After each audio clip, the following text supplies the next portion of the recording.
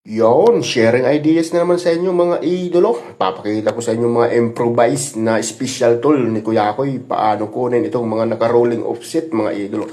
Dito sa barko mga idol, hindi mo na kailangan maging magaling. Maging madiskarte ka lang sa trabaho. Kuhang-kuha mo na yan. Oh. Kagaya na lang itong ginawa natin. No? Kung paano natin kukunin itong rolling offset na ito mga idolo. Kasi naka-rolling offset yan. No?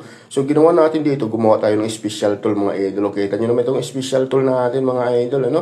So itong round bar mga idol, ayan o, i-align mo lang dito yan o, i-align mo lang yan dyan mga idol o, pag naka-align na yan mga idol, kuha mo na yung tumbok ng rolling offset na yan o, kita nyo na, naka-align sa gitna mismo mga idol, ay sure ball na yan, kuha mo na yung tumbok ng rolling offset na yan mga idol, ano, pagdating naman dito sa ginagawa mo, ay gayahin mo lang o, kita mo yung angle bar na yan dulo, yan yung center ng angle bar dul, i-center mo dito sa pipe, yan mga idolo, so yan yung mga galawan ni Kuya Koy na hindi kaya talaga gayahin ng hapon, kita nyo. O tapos dito, silipin mo dol. Dapat itong round bar dol, dapat naka-align siya dyan. O, yan o, para makuha mo yung tumbok ng rolling na yan. O, kita mo? O, gitang-gitna na, ibig sabihin, yan na yung tumbok ng rolling, di ba? So ngayon, pag linagay natin dito mga idolo, ay sigurado, sureball yan, swabing-swabi idolo. O, kita nyo dito mga idolo, kita nyo?